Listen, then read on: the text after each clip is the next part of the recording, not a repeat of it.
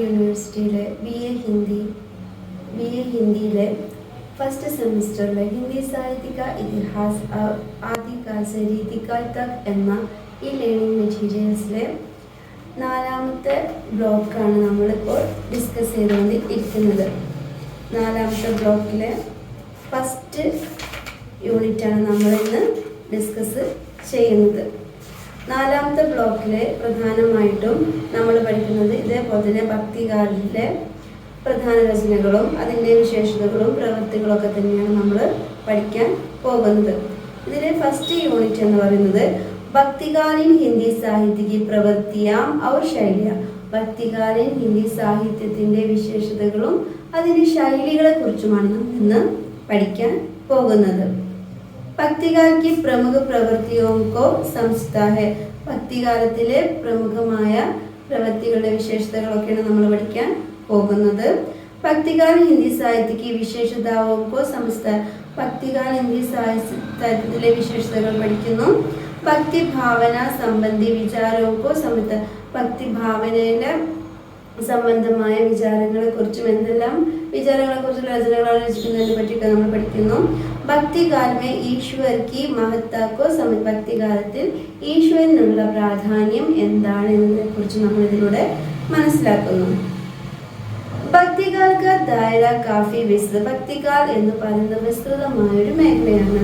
ഭക്തികാൽ की प्रमुख പ്രവൃത്തിയും ഭക്തികാലിലെ അന്ധകാലത്തെ പ്രമുഖമായ പ്രവൃത്തികൾ എന്ന് പറയുന്നത് ഭക്തി സംബന്ധമായ കാര്യങ്ങൾ ആയിരുന്നു. ഭക്തികാൽ का മുഖ്യ തത്വം ഈശ്വർ ഭക്തി. ഭക്തികാലത്തിന്റെ മുഖ്യമായ തത്വം എന്ന് പറയുന്നത് ഈശ്വര ഭക്തിയാണ്. ഭക്തികാൽ के सारे कवि पहले भक्त है और बाद में कवि है. ഭക്തികാലത്തിലെ എല്ലാ കവികളും ആദ്യം അവരൊരു ഉത്തമനായ ഭക്തനാകുന്നു, പിന്നീടാണ് അവരൊരു കവിയായിട്ട് മാറുന്നത്. പ്രധാനപ്പെട്ട കീ പോയിന്റ്സ്: നാം മഹിമ, പ്രേയറിന്റെ പ്രാധാന്യം. ഗുരു കി മഹിമ, ഗുരുവിന്റെ പ്രാധാന്യം. ഭക്തിഭാവന കി പ്രധാനത, ഭക്തിഭാവനയുടെ പ്രാധാന്യം. വ്യക്തിഗത അനുഭവ കി പ്രാധാന്യ, വ്യക്തിഗത അനുഭവത്തിന് എന്തോരം പ്രാധാന്യതയുണ്ടത് എന്നത്. അഹംഭാവ ക അഭാവ്, അഹംഭാവത്തിന്റെ അഭാവം.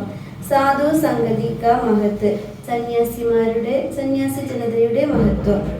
സാവന്ത് സുഖായി രചന, സുദസിദ്ധമായ രചനകളുടെ പ്രാധാന്യം. ലോക കല്യാൺ കി ഭാവന, ലോകത്തിന്റെ മോക്ഷത്തിന്റെ ഒരു ബോധം, ലോകത്തിന് നന്മ നേടുന്ന തരത്തിലുള്ള കൃതികളുടെ ഭാവന. ഭാരതീയ സംസ്കൃതിക്ക് ആദർശിക്ക് സ്ഥാപന, ഭാരതീയ സംസ്കാരത്തിന്റെ ആദർശത്തിന്റെ സ്ഥാപന. സമന്വയകാരി സാഹിത്യത്തെ സമന്വയിപ്പിക്കൽ. ഇതൊക്കെയാണ് പ്രധാനപ്പെട്ട പോയിന്റ്സ്. ഭക്തികാൽ की प्रमुख प्रवृत्ति, ഭക്തികാലത്തെ പ്രമുഖമായ പ്രവൃത്തികൾ. नाम का महत्व. जब भजन कीर्तन आदि के रूप में भगवान के नाम की महत्ता संतों सूफियों और भक्तों ने स्वीकार की है. എപ്പോഴാണോ ഭജനം കീർത്തനം എന്നിവയിലൂടെ ഭഗവാന്റെ പേരിന്റെ മഹത്വം സന്യാസിമാരും സൂഫികളും ഭക്തന്മാരും അപ്പോഴെല്ലാം അവർ ആ പേരിന്റെ മഹത്വമാണ് ഓരോ ഭജനയിലൂടെയും പറയുന്നത്. സൂഫിയോം और കൃഷ്ണ ഭക്തോं ने कीर्तन को बहुत महत्व. സൂഫികളും കൃഷ്ണ ഭക്തന്മാരും കീർത്തനങ്ങൾക്കാണ് പ്രമുഖമായിട്ട് മഹത്വം കൊടുത്തിരുന്നത്. कीर्तन भजन और जप आदि के रूप में ईश्वर का गुण गान सभी शाखाओं के कवियों में पाया जाता है. ഈ കീർത്തനം ഭജനം എന്നിവയിലൂടെ ഈശ്വരന്റെ ഗുണഗാനങ്ങൾ എല്ലാ ശാഖകളിലും നമുക്ക് കാണാം. ഈ ഭക്തികാലത്തിന്റെ എല്ലാ ശാഖകളിലും നമുക്ക് കാണാൻ സാധിക്കും. സഭി കവിയോനെ അപ്പിനെ ആരാധിക്കുക, നാമക സ്മരണിക്കുക.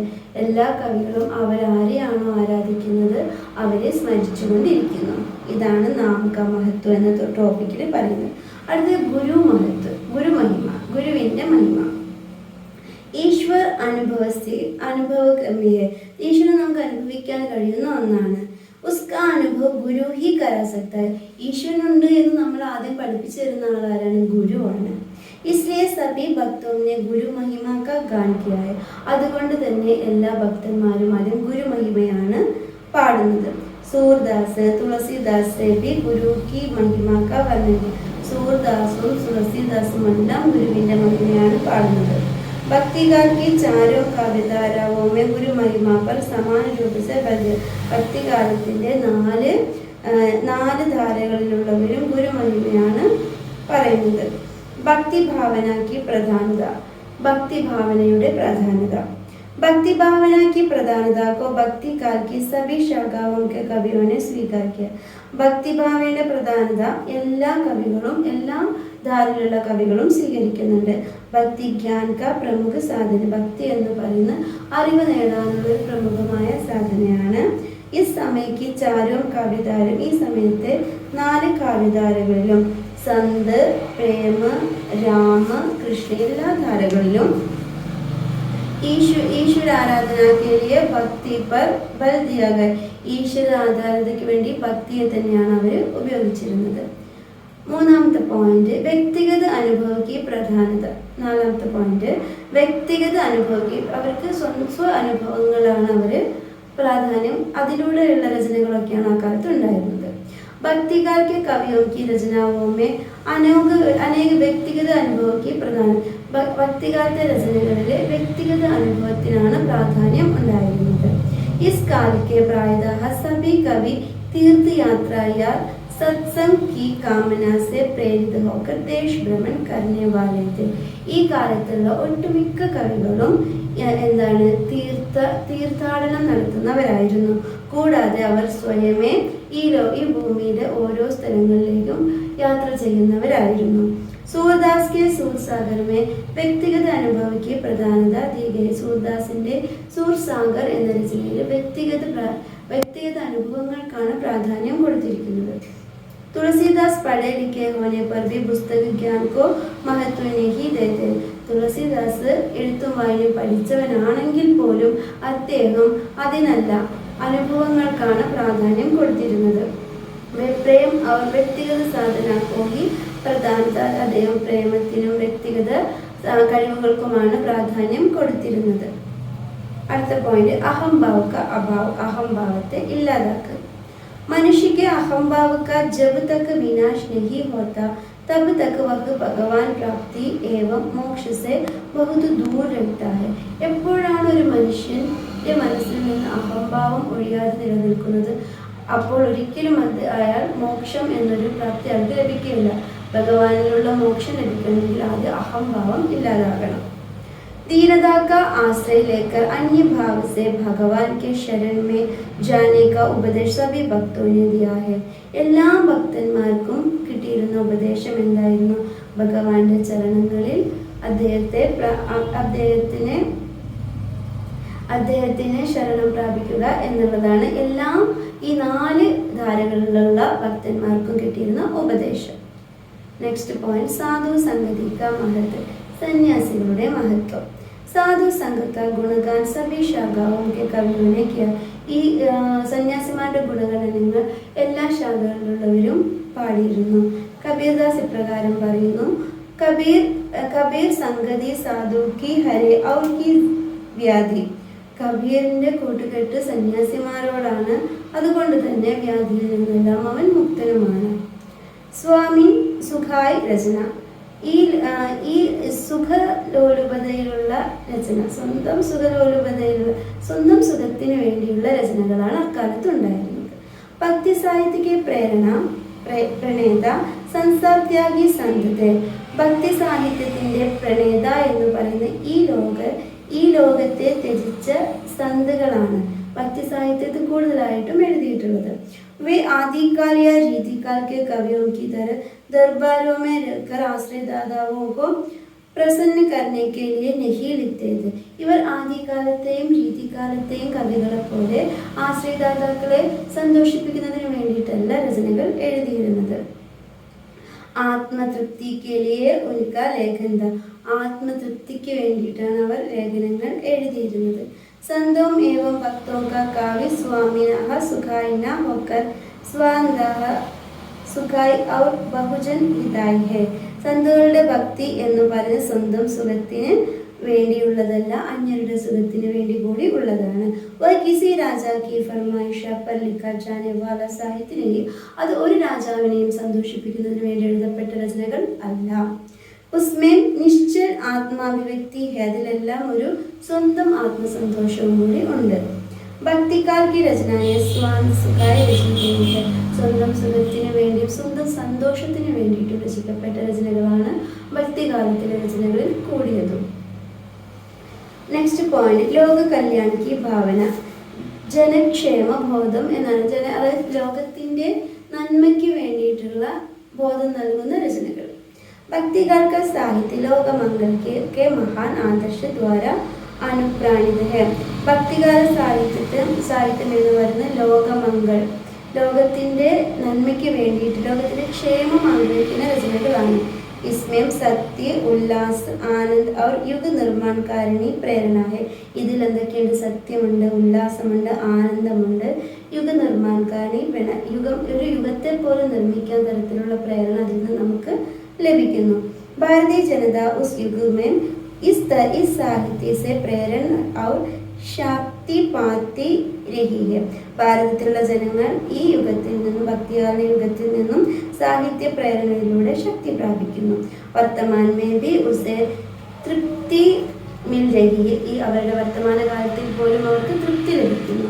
അവർ ഭവിഷ്യ മേ ഭി യഹ് ഉസ്കാ സംബൽ ബനാ രഹേ. അത് അവരുടെ ഭവിഷ്യത്തിന് ഭാവിയെ പോലും സമ്പുഷ്ടമാക്കുന്നു.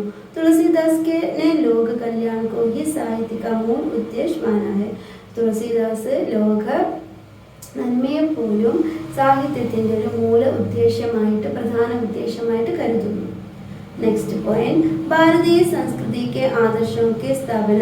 ഭാരതീയ സാംസ്കാരിക ആദർശങ്ങളുടെ സ്ഥാപന. इस काल के सभी कवियों में भारतीय संस्कृति और उसके आदर्शों के प्रति गहरी आस्था है. ഈ കാലത്തിലുള്ള എല്ലാ കവികളും അവരുടെ സംസ്കാരത്തിന്റെയും ആദർശങ്ങളുടെയും ആഴത്തിലുള്ള അർത്ഥം മനസ്സിലാക്കിയിരുന്നു. भारतीय धर्म दर्शन संस्कृति और सभ्यता आचार और विचार भक्ति साहित्य के सुंदर कलेवर में सुरक्षित है.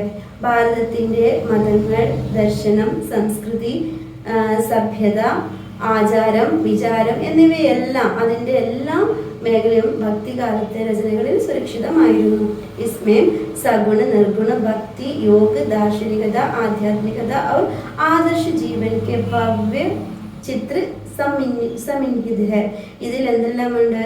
സഗുണ, നിർഗുണ, ഭക്തി, യോഗ, ദാർശനികത, ആധ്യാത്മികത തുടങ്ങിയ എല്ലാ മേഖലകളിലുള്ള ആദർശങ്ങളും ഈ രചനകളിൽ നമുക്ക് കാണാം. कुल मिलाकर भक्ति साहित्य तत्कालीन जनता का उन्नयक प्रेरक एवं उद्धार करता है. സത്യത്തിൽ പറയുകയാണെങ്കിൽ ഈ രചനകളെല്ലാം സാധാരണ ജനങ്ങളെ മുന്നോട്ട്, അതായത് അവരുടെ ഉന്നമനത്തിന് വേണ്ടിയുള്ള രചനകളാണ്. വഹ ഭാരതീയ സംസ്കൃതി കാ സശക്ത ഉപദേഷ്ടാ ഹെ. ഇത് ഭാരതീയ സംസ്കാരത്തിന്റെ നല്ലൊരു ഉപദേഷ്ടാവ് കൂടിയാണ് ഈ രചനകൾ. രാമകൃഷ്ണ अलख निरंजन और ओंकार का स्मारक है जो आज भी हिंदू जनजीवन के लिए प्रायः स्मरणीय है.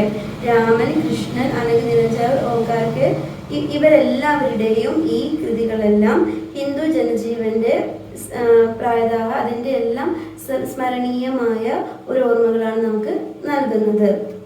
അടുത്ത പോയിന്റ്, സമന്വയകാരി സാഹിത്യത്തെ സമന്വയിപ്പിക്കുന്ന രചനകൾ.